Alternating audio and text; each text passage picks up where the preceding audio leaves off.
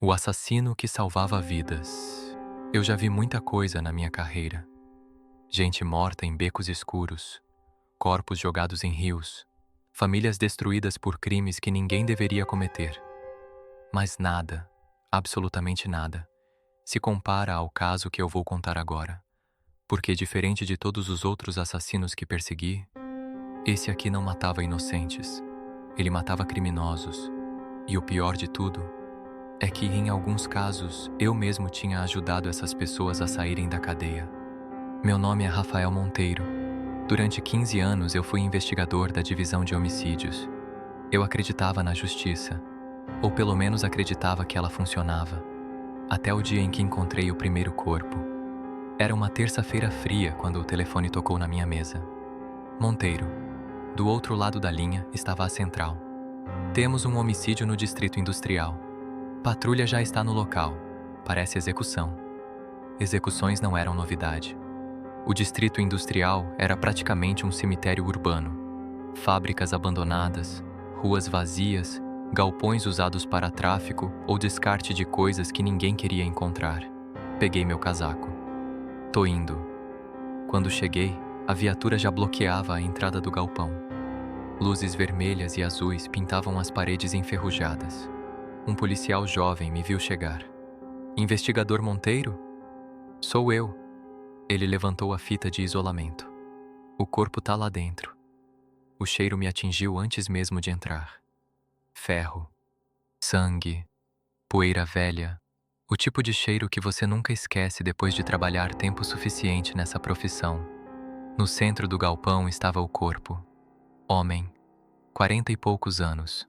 Terno caro, tiro único no peito, limpo, profissional. Me ajoelhei ao lado do cadáver. E então reconheci o rosto. Carlos Farias. Traficante. Lavagem de dinheiro. Suspeito em 3 assassinatos. Nunca condenado por nenhum. 2 anos antes eu tinha participado da investigação contra ele. Mas o advogado conseguiu derrubar as provas. Ele saiu do tribunal sorrindo. Lembro perfeitamente. Ele passou por mim no corredor e disse: "Às vezes a justiça funciona, investigador." Eu não respondi na época. Agora ele estava morto. "Carteira encontrada no bolso", disse o perito. Peguei. Documentos, cartões. Nada fora do normal. Até que encontrei algo estranho. Um envelope, sem selo, sem marca. Dentro havia apenas um papel, uma frase, escrita à mão. A justiça falhou. Eu não. Senti um arrepio subir pela espinha. "Encontraram isso com o corpo?" Perguntei. "Sim." "Alguém mexeu?" "Não." Fiquei olhando para o papel. A frase era simples, mas carregava um peso estranho. Quase pessoal. "Execução limpa", disse o perito. "Um tiro só." "Arma?" "Provavelmente pistola." "Câmeras?" "Nada por perto. Claro que não." Quem fez isso sabia exatamente o que estava fazendo. Mas algo naquele bilhete me incomodava, porque aquilo não parecia uma mensagem para a polícia. Parecia uma declaração. No caminho de volta para a delegacia, eu fiquei pensando. Carlos Farias tinha muitos inimigos, mas a mensagem não parecia coisa de rivalidade criminal. Aquilo parecia um julgamento. 3 dias depois, encontramos o segundo corpo. E foi aí que comecei a entender que aquilo não era um homicídio comum. Era o começo de uma caça. O segundo morto se chamava Roberto Mendes, estuprador, absolvido por falta de provas. Eu também lembrava dele. Muito bem. O caso tinha sido investigado por mim.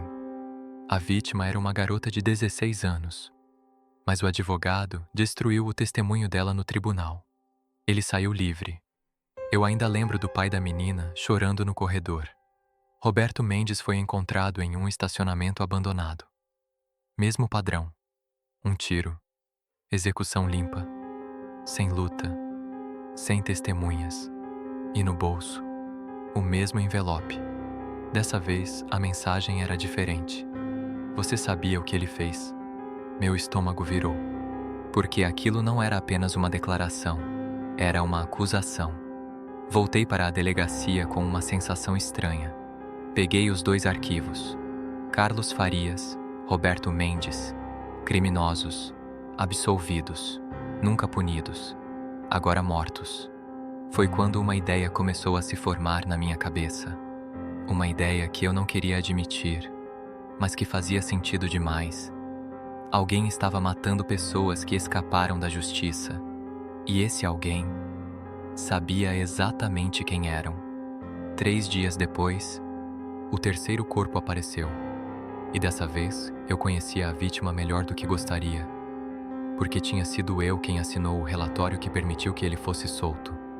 Quando vi o nome no telefone da central, minhas mãos começaram a suar, porque naquele momento eu entendi algo terrível. O assassino não estava escolhendo vítimas aleatórias. Ele estava seguindo uma lista, e eu tinha ajudado a construir essa lista. Naquela noite eu quase não dormi. Fiquei sentado na cozinha do meu apartamento, com uma xícara de café frio na mão, olhando para os arquivos espalhados na mesa. 3 mortos.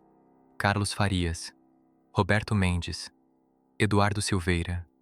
Todos tinham uma coisa em comum. Todos haviam escapado da justiça. E todos tinham passado por investigações nas quais eu estive envolvido. Isso podia ser coincidência. Mas minha experiência me dizia que coincidências quase nunca existem em homicídios. No dia seguinte eu cheguei cedo à delegacia. O prédio ainda estava meio vazio. O cheiro de café velho e papel úmido sempre pairava no ar naquele lugar. Passei pelo corredor e fui direto para a sala de arquivos. Se minha teoria estivesse certa, aquilo ia ficar muito pior. Comecei a puxar os processos antigos. Casos de homicídio, estupro, tráfico, corrupção. Casos em que o suspeito havia sido preso e depois liberado. Casos em que o sistema tinha falhado. Demorei quase 3 horas cruzando informações, até que encontrei o padrão. E quando encontrei, senti um frio subir pela minha espinha. Peguei uma folha em branco, escrevi os nomes dos 3 mortos, depois comecei a listar outros nomes, pessoas que também tinham sido investigadas nos mesmos processos, gente que escapou da cadeia por falta de prova, testemunha intimidada, advogado, caro erro processual. Quando terminei, havia 9 nomes na lista. 3 já estavam mortos. Se minha teoria estivesse certa, 6 ainda estavam vivos e provavelmente marcados. Foi nesse momento que alguém bateu na porta da sala. Monteiro era a delegada Helena Duarte, minha chefe, e uma das poucas pessoas naquela delegacia que eu realmente respeitava. Tá escondido aqui desde cedo, ela disse. Precisava revisar uns casos. Ela olhou os papéis na mesa. Esses são os homicídios do Distrito Industrial? Sim. Ela cruzou os braços. Então me explica por que você está olhando processos de estupro, tráfico e lavagem de dinheiro. Respirei fundo. Porque eu acho que esses homicídios estão conectados. Ela levantou uma sobrancelha. Conectados como? Eu girei a folha com a lista. As 3 vítimas escaparam da justiça. Ela leu os nomes. Ficou em silêncio por alguns segundos. Depois disse: Isso ainda não prova nada. Eu sei, apontei para os outros nomes. Mas esses também escaparam. Ela olhou para mim. Você está dizendo que temos um vigilante? Talvez. Ela suspirou. Isso não é filme, Monteiro. Não, é pior. Helena ficou olhando a lista por alguns segundos. Depois perguntou: E qual seria o motivo? Apontei para o envelope. Ele acha que está fazendo justiça. Justiça? Para ele? Provavelmente sim. Ela ficou pensativa. Isso explicaria os bilhetes. Exato. Helena voltou a olhar os nomes. Se você estiver certo. Ela parou. Então essas 6 pessoas podem ser os próximos alvos. Foi exatamente o que pensei. Ela fechou a pasta. Então temos que avisá-los. Eu não gostei da ideia. Nem um pouco. Porque conhecia alguns daqueles nomes. Gente que tinha destruído vidas. Mas Helena estava certa. Lei é lei. Mesmo quando a gente odeia. Começamos pelas visitas. O primeiro da lista se chamava Adriano Lacerda, empresário, acusado de mandar matar um sócio. O processo caiu por falta de evidências. Mas todo mundo sabia que ele tinha comprado metade das testemunhas. Fomos até a mansão dele, portão alto, Câmeras, segurança privada. O tipo de lugar que grita dinheiro sujo. Um segurança nos recebeu. Polícia. Helena mostrou o distintivo. Fomos levados até a sala. Adriano Lacerda entrou alguns minutos depois. Camisa cara. Relógio que provavelmente valia mais que meu carro. Ele sorriu. Delegada. Investigador. Em que posso ajudar? Helena foi direta. O senhor pode estar em perigo. Ele riu. Perigo? 3 pessoas foram assassinadas nos últimos dias. Ele deu de ombros. Acontece. Eu falei. Todas tinham algo em comum. Ele me olhou. O quê? Todas escaparam da justiça. O sorriso dele desapareceu por um segundo. Só por um segundo. Mas eu vi. Helena explicou a situação. Falou dos bilhetes, falou da possível lista. Adriano ficou em silêncio. Depois disse: Então vocês acham que alguém está caçando criminosos? É uma possibilidade. Ele riu novamente. Nesse caso, ele se levantou. Boa sorte para esse cara. Helena franziu a testa. Senhor Lacerda, isso é sério. Ele deu de ombros. Delegada, se alguém quiser tentar me matar, ele apontou para as câmeras. Vai ter que passar por tudo isso primeiro. Saímos dali sem conseguir convencê-lo. Quando entramos no carro, Helena suspirou. Eu odeio esse cara. Eu também. Mas ainda precisamos protegê-lo. Eu liguei o motor. Talvez não seja necessário. Por quê? Olhei para a lista. Porque acho que o assassino não é estúpido. O que quer dizer? Quero dizer que ele provavelmente sabe que a polícia vai avisar os alvos. Helena ficou em silêncio. Então, respirei fundo. Então ele provavelmente já está um passo à frente. E naquela mesma noite, o quarto corpo apareceu. E dessa vez, a mensagem no bolso não era para a polícia, era para mim. Eu estava em casa quando o telefone tocou. 2 da manhã. Aquele tipo de horário em que nada de bom acontece. Atendi já imaginando o que era. Monteiro. A voz do outro lado era da central. Temos outro corpo. Fechei os olhos por um segundo. Onde? Estacionamento subterrâneo no centro. Respirei fundo.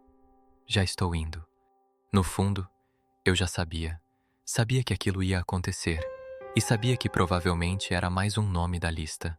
Quando cheguei ao local, a área já estava isolada. Luzes da polícia refletiam nas paredes de concreto. Alguns curiosos tentavam espiar por trás da fita de isolamento. Passei por eles e entrei no estacionamento. Helena já estava lá. Ela me viu chegando e balançou a cabeça devagar. Você estava certo. Meu estômago afundou. Quem foi? Ela respondeu. Adriano Lacerda. Por um segundo eu fiquei parado. O homem que tinha rido da nossa cara algumas horas antes, agora estava morto. O corpo estava ao lado de um carro de luxo. Um tiro. Mesmo padrão. Sem luta. Execução limpa. O assassino era disciplinado. Frio. Metódico. Agachei ao lado do corpo. Revirei o bolso interno do paletó. E lá estava. Outro envelope. Mas quando tirei o papel de dentro, percebi que algo era diferente. As palavras estavam escritas em letras maiores, mais firmes, como se tivessem sido feitas com intenção. Abri o papel e senti um arrepio atravessar meu corpo. A mensagem dizia: Você sabe que eu estou certo. Helena percebeu minha expressão. O que foi? Entreguei o papel para ela. Ela leu e me olhou. Isso foi para você. Assenti devagar. Ele está falando comigo.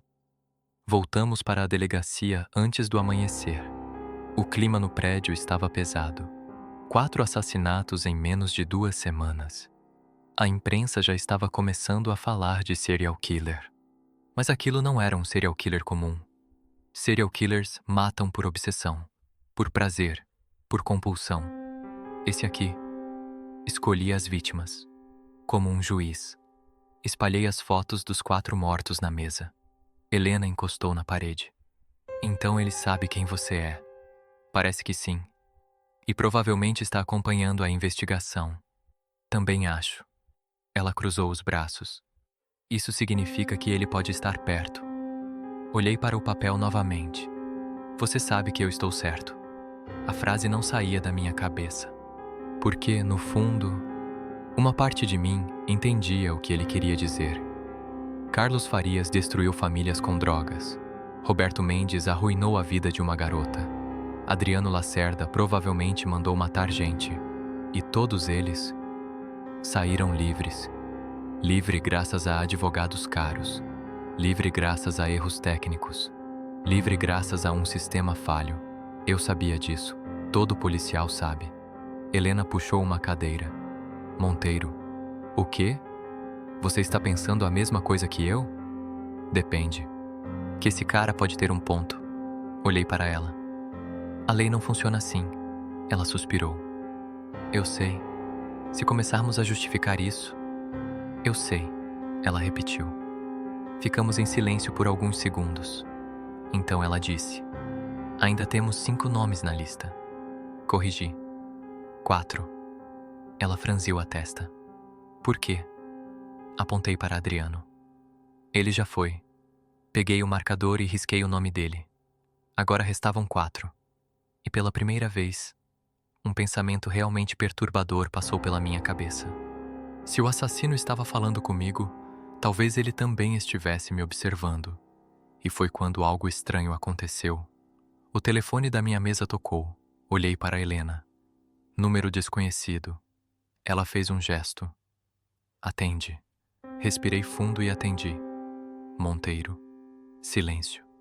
Por alguns segundos eu só ouvi a respiração do outro lado. Depois uma voz masculina falou. Calma. Controlada. Investigador. Meu coração disparou. Quem é? Você já sabe. Helena arregalou os olhos. Ela pegou um bloco e começou a escrever. Mantenha ele falando. Engoli seco. Então foi você. Sim. Você matou 4 pessoas. Não. Ele respondeu com tranquilidade assustadora. Eu executei 4 criminosos. Senti um arrepio percorrer minha nuca. Você acha que isso te torna herói? Não. Então o quê? Houve uma pequena pausa. E ele disse algo que me fez gelar por dentro. Alguém que terminou o trabalho que vocês começaram.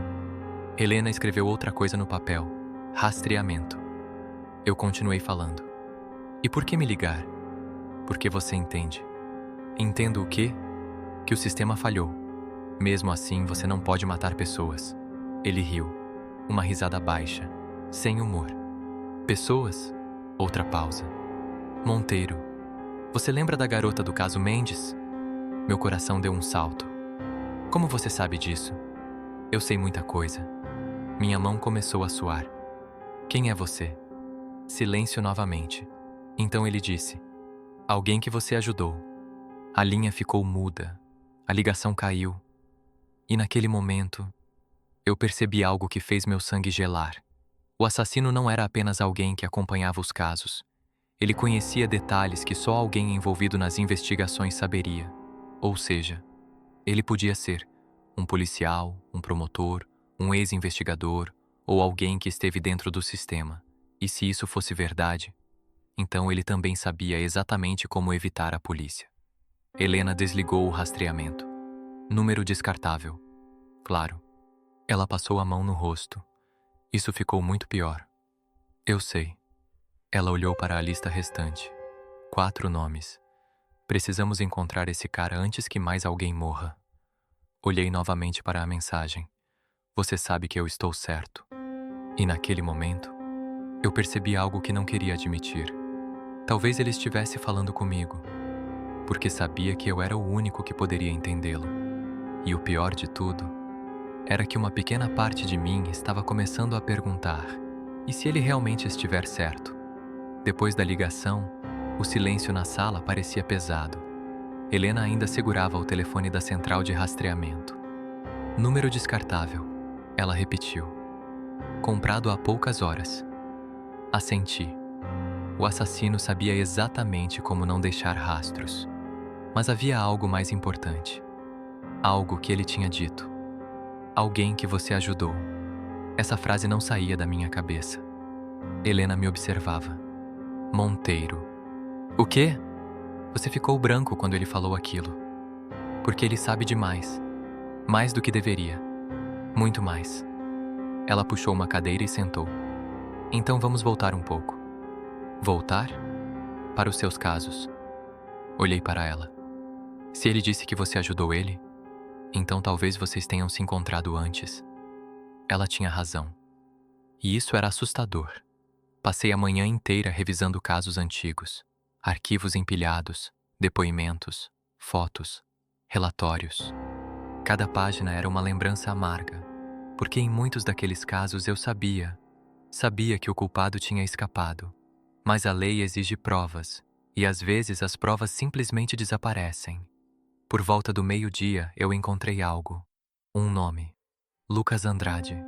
Meu estômago apertou imediatamente, porque eu lembrava daquele caso. Muito bem.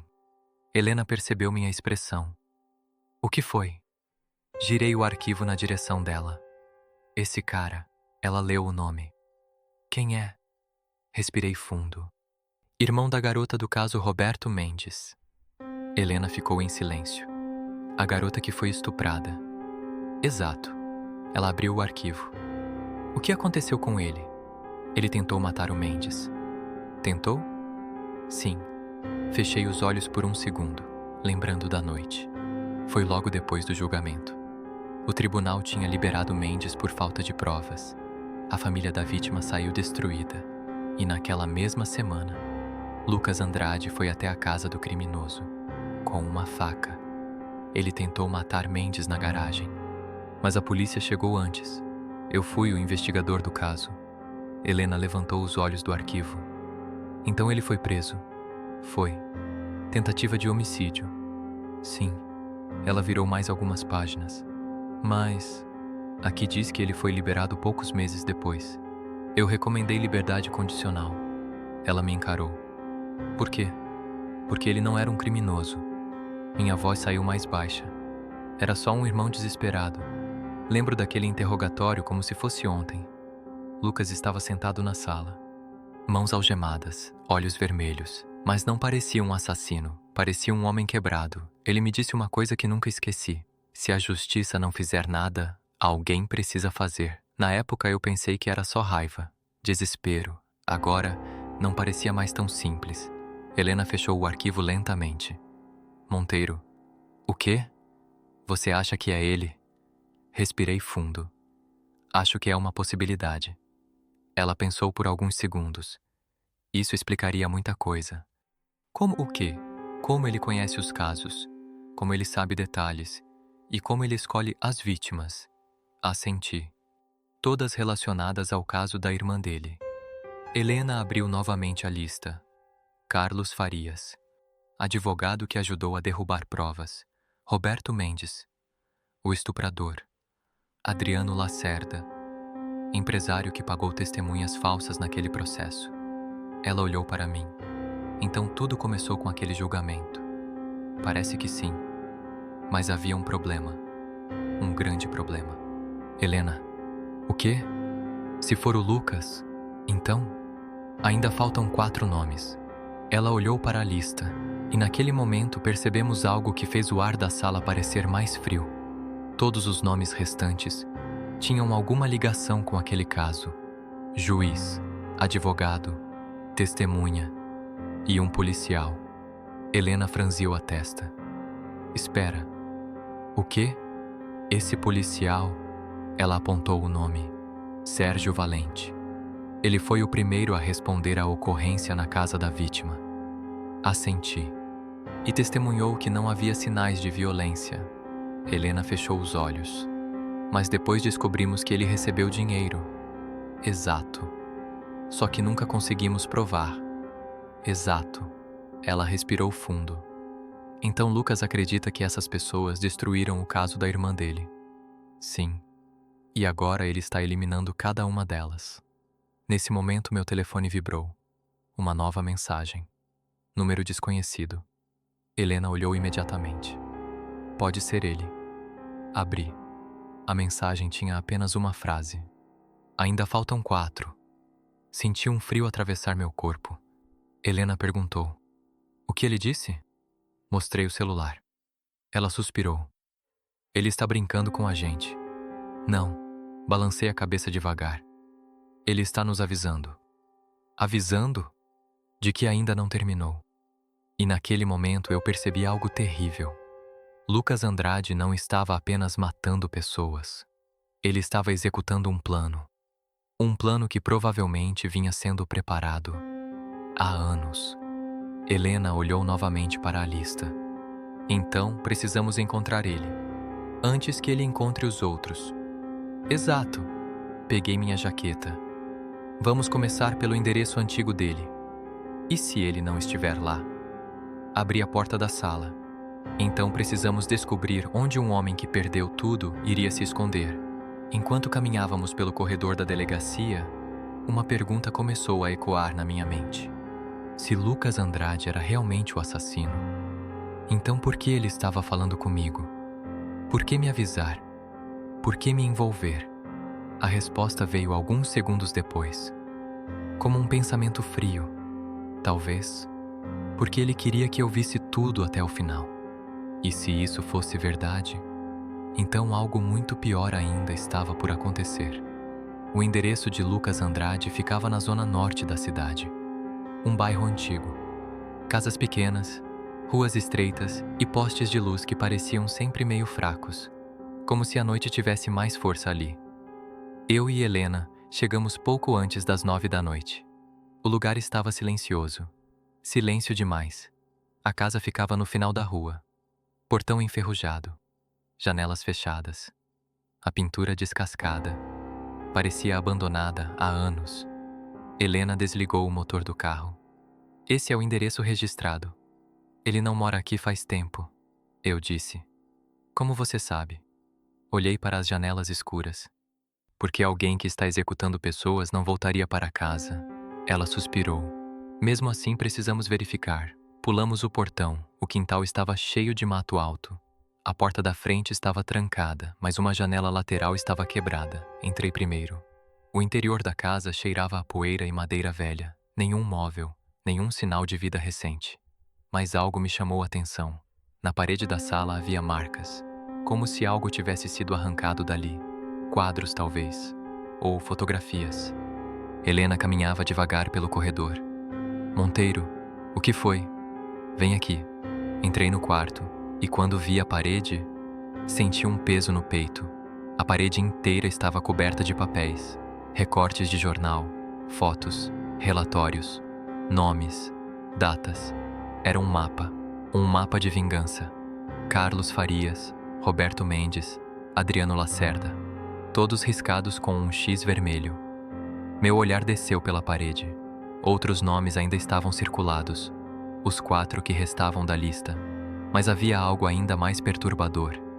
No centro da parede, havia uma foto, minha. Helena também viu. Ele está observando você. Abaixo da foto havia uma frase escrita com um marcador preto. Ele é o único que pode entender. Meu coração batia forte. Isso não faz sentido. Talvez faça para ele. Continuei analisando a parede. Havia também fotos antigas. Fotos da irmã de Lucas, uma garota de 16 anos. Sorrindo. Em aniversários. Na escola. Em família. E ao lado dessas fotos, havia imagens do julgamento. Fotos de tribunal, advogados, juiz, testemunhas e uma frase escrita várias vezes. Eles mentiram. Helena analisava os documentos. Monteiro, o quê? Olha isso. Ela me entregou um envelope. Dentro havia um relatório policial. Eu reconheci imediatamente. Era o relatório original da noite do crime. Assinado por Sérgio Valente, o policial que havia dito que não havia sinais de violência. Mas alguém havia escrito algo em vermelho sobre o relatório. Uma única palavra. Mentira. Helena franziu a testa. Se isso for verdade, então o primeiro relatório foi falsificado. O que significa que alguém protegeu o Mendes. Exato. Ela respirou fundo. E Lucas descobriu isso. Provavelmente depois do julgamento. De repente ouvi um barulho, um estalo de madeira. Alguém estava na casa. Helena sacou a arma imediatamente. Polícia. Silêncio. Corri até o corredor. Nada. Mas quando voltei para a sala, vi algo que não estava ali antes. Um envelope. Sobre a mesa. Helena me olhou. Isso não estava aqui. Eu sei. Abri devagar. Dentro havia apenas uma folha, com uma frase escrita. Você chegou perto. Senti um frio atravessar meu corpo. Ele tinha estado ali. Talvez minutos antes, talvez segundos. Helena olhou ao redor da casa. Ele estava observando a gente. Sim. O que significa que ele sabia que viríamos. Sim, mas havia mais. Muito mais. Porque no verso da folha havia outra frase. Uma frase que fez meu coração acelerar. O próximo morre amanhã. Helena pegou a lista. 4 nomes restantes. Quem seria o próximo? Olhei para os nomes. E um deles fez meu estômago afundar. Sérgio Valente. O policial corrupto. Helena percebeu minha expressão. É ele. Sim. Então precisamos chegar até ele antes do Lucas. Corremos para fora da casa. Entramos no carro. Enquanto o motor ligava, um pensamento perturbador atravessou minha mente. Se Lucas estivesse certo, então Sérgio Valente não era apenas o próximo alvo. Ele era o homem que destruiu a vida da irmã dele.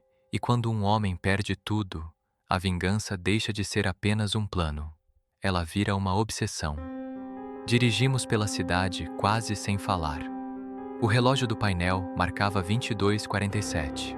Sérgio Valente morava do outro lado da cidade, em um condomínio fechado. Se Lucas estava dizendo a verdade, tínhamos poucas horas, talvez menos. Helena dirigia rápido. Monteiro. O quê? Se o Lucas realmente for o assassino... Sim? Você acha que ele vai parar depois disso? Pensei por alguns segundos. Não. Por quê? Porque para ele isso não é vingança. Então o que é? Olhei pela janela. Justiça. Chegamos ao condomínio pouco depois das 11. Portaria iluminada. Câmeras. Segurança particular. Mostramos nossos distintivos. Precisamos falar com Sérgio Valente, disse Helena. O porteiro pareceu confuso. Ele chegou faz umas 2 horas. Meu coração apertou. Ele está sozinho? Acho que sim. Helena e eu trocamos um olhar. A casa de Sérgio ficava no final da rua interna.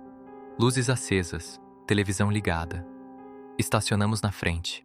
Helena falou baixo. Pode ser uma armadilha. Eu sei. Lucas pode estar lá dentro. Assenti. Vamos descobrir. Batemos na porta. Nada. Helena bateu novamente. Polícia? Silêncio. Mas então, ouvimos um som dentro da casa. Algo caindo. Helena olhou para mim. Entramos. Eu chutei a porta. A sala estava vazia. Televisão ligada. Copos sobre a mesa. Mas havia algo estranho. A porta do fundo estava aberta. E vinha um som de respiração pesada. Corremos até a cozinha. E encontramos Sérgio Valente no chão. Amarrado. A boca sangrando. Os olhos arregalados de terror. Ele tentou falar, mas não conseguiu. Porque alguém estava atrás dele. Lucas Andrade. Ele estava parado na sombra da cozinha, arma na mão. Calmo, frio. Muito mais calmo do que eu esperava. Ele me olhou diretamente. Você demorou, investigador. Helena levantou a arma. Solta a arma. Lucas nem piscou. Relaxa, delegada. Solta. Ele levantou a mão devagar, mas ainda segurava a pistola. Não se preocupa, eu ainda não terminei. Meu coração batia forte. Lucas, ele olhou para mim. Você lembra de mim? Sim. Fico feliz. Helena falou firme. Acabou, Lucas. Ele balançou a cabeça devagar. Não. Ele apontou para Sérgio no chão. Ainda falta justiça. Sérgio começou a chorar. Eu posso explicar. Lucas riu. Uma risada seca. Explicar? Ele olhou para mim. Investigador? Você sabe o que esse homem fez? Eu fiquei em silêncio. Lucas continuou. Ele recebeu dinheiro. Eu sei. para mentir no relatório. Helena franziu a testa. Já suspeitávamos disso. Lucas deu um passo à frente. Suspeitavam? A voz dele ficou mais dura. Minha irmã implorou por ajuda. O silêncio na cozinha era pesado. Ele apontou para Sérgio. Esse homem olhou para ela e decidiu que dinheiro valia mais. Sérgio chorava. Eu tinha família, Lucas gritou. E a minha? O grito ecoou pela casa. Você destruiu a minha família. Helena tentou intervir. Lucas, escuta. Mas ele continuou olhando para mim. Investigador. Ele apontou para o policial no chão. Quantas vezes você viu isso acontecer? Eu não respondi, porque a resposta era dolorosa. Muitas. Lucas respirou fundo e falou algo que fez o ar da sala parecer congelar. Você sabe que ele merece. Helena gritou. Lucas, cala a boca! Ele respondeu sem olhar para ela, mas os olhos dele continuavam em mim. Monteiro, você viu o sistema falhar. Sim. Você viu culpados saindo livres. Sim. Ele deu mais um passo. Então me diz... A voz dele ficou mais baixa, mais pesada. Eu estou errado? A pergunta ficou no ar. Helena gritou. Não responde. Mas minha mente estava em conflito. Porque eu lembrava da garota, das lágrimas, do pai dela no tribunal, do sorriso de Mendes quando foi absolvido. Lucas percebeu. Você sabe. Ele levantou a arma devagar, apontou para Sérgio. Essa é a última chance dele.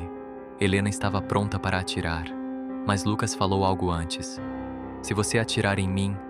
Ele olhou para o policial no chão. Esse homem vive e nunca vai pagar pelo que fez. Depois ele olhou para mim. Então a decisão é sua, investigador. E naquele momento, eu percebi que aquilo nunca foi apenas uma investigação. Era um julgamento. E a pergunta final era minha. A cozinha parecia menor naquele momento, como se as paredes estivessem se aproximando. Lucas estava parado com a arma apontada para Sérgio Valente. Helena estava com a arma apontada para Lucas. E eu estava no meio. Sérgio chorava no chão. Por favor, eu tenho filhos. Lucas respondeu frio. Minha irmã também tinha uma vida. Helena falou firme. Lucas, larga a arma agora. Não. Você já matou 4 pessoas. Criminosos. A lei decide isso. Lucas riu. A lei? Ele olhou para mim. A mesma lei que deixou aquele monstro sair livre? Eu não respondi, porque ele não estava mentindo. Lucas continuou. Mendes destruiu minha irmã. Depois comprou o silêncio de todo mundo. Ele apontou para Sérgio. Esse aqui foi um deles. E sabe o que aconteceu depois? Ele olhou para o chão por um segundo. A voz dele ficou mais baixa. Ela se matou 6 meses depois. O silêncio caiu pesado na sala. Helena parecia chocada. Eu não sabia disso. Lucas respondeu, porque ninguém quis saber. Sérgio começou a implorar. Eu só fiz meu trabalho. Lucas se inclinou um pouco. Não. Você vendeu sua consciência. Helena se moveu um passo. Lucas, escuta. Não vale a pena. Ele respondeu. Vale sim. Porque hoje... Ele apontou a arma para o policial. Alguém finalmente paga. Meu coração batia forte. Eu sabia o que ia acontecer. Se ninguém fizesse nada, Lucas ia puxar o gatilho. Helena falou comigo sem tirar os olhos dele. Monteiro. Sim. Faz alguma coisa. Lucas continuava olhando para mim. Investigador. Você sabe que ele merece. Ele respirou fundo. Eu só estou terminando o trabalho que vocês começaram. Minha mente estava em guerra, porque ele estava certo sobre uma coisa. O sistema falhou feio, e muita gente sofreu por causa disso. Mas se eu deixasse aquilo acontecer, eu também estaria falhando. Dei um passo à frente. Lucas, ele não se mexeu. O que foi? Olha para mim. Ele olhou. Os olhos dele estavam cansados. Não eram olhos de um monstro. Eram olhos de alguém que perdeu tudo. Isso não vai trazer sua irmã de volta. Ele respondeu. Eu sei. Então por quê? Lucas respondeu sem hesitar. Porque alguém precisa pagar. Respirei fundo. Lucas, se você fizer isso, você vira exatamente o que odeia. Ele balançou a cabeça. Não, eu não sou como eles. Eu escolho culpados. Helena gritou. Chega! Larga essa arma. Lucas ignorou. Ele continuava olhando para mim. Monteiro, você sabe que isso é justiça. E naquele momento, eu tomei minha decisão. Eu dei mais um passo. Levantei as mãos devagar. Lucas, abaixa a arma. Ele franziu a testa. Por quê? Porque acabou. Helena me olhou confusa, mas eu continuei falando. Você fez seu ponto. A gente encontrou a verdade. Agora deixa a lei cuidar disso. Lucas ficou em silêncio. Por alguns segundos parecia que ele estava pensando. A arma dele ainda estava apontada para Sérgio, mas o dedo no gatilho não se mexia. Então ele disse algo que eu nunca vou esquecer. A lei já teve a chance dela. E puxou o gatilho. O tiro ecoou pela casa. Helena gritou. Eu reagi por instinto. 2 disparos. Lucas caiu para trás. A arma escorregou da mão dele. O silêncio voltou para a cozinha. Sérgio ainda estava vivo. O tiro tinha acertado o ombro dele. Lucas tinha errado. Ou talvez não tivesse tentado acertar. Corri até Lucas. O sangue já começava a se espalhar pelo chão. Ele respirava com dificuldade. Olhou para mim e sorriu. Eu sabia que seria você. Minha voz saiu baixa. Você poderia ter parado. Ele respondeu fraco. Não. Porque você precisava ver. Helena chamou a ambulância pelo rádio. Mas Lucas sabia. Eu também sabia. Ele não ia sobreviver. Ele segurou meu braço. Monteiro, me diz uma coisa. Eles mereciam? A pergunta pesou como uma pedra. Eu não consegui responder. Lucas sorriu de novo. Eu sei que sim. Depois ele fechou os olhos. Quando a ambulância chegou, Lucas Andrade já estava morto. Sérgio Valente sobreviveu. Mas a investigação revelou tudo. Suborno, relatórios falsos, testemunhas compradas. O caso inteiro foi reaberto. Meses depois, Mendes finalmente foi condenado. Pegou prisão perpétua. Mas mesmo hoje, anos depois, aquela pergunta ainda ecoa na minha cabeça. Lucas estava errado. Ele era um assassino. Não há dúvida disso. Mas às vezes, quando lembro das pessoas que ele matou, eu não consigo evitar pensar: e se a justiça só aconteceu porque ele começou? E assim, essa história se perde na escuridão. Talvez tenha sido apenas mais um relato esquecido pelo tempo. Ou talvez, algo que nunca deveria ter sido revelado. Enquanto você segue sua noite, lembre-se, nem todo mistério termina quando a história acaba. Alguns permanecem à espreita, esperando silêncio, distração ou curiosidade demais. Se essa história te prendeu até aqui, deixe seu curtir. Ele ajuda essas narrativas a continuarem emergindo das sombras. Inscreva-se no Sombrosfera e ative as notificações. Aqui, o medo não é contado às pressas. Ele é revelado aos poucos. A Sombrosfera não é apenas um canal, é um lugar onde o medo ecoa.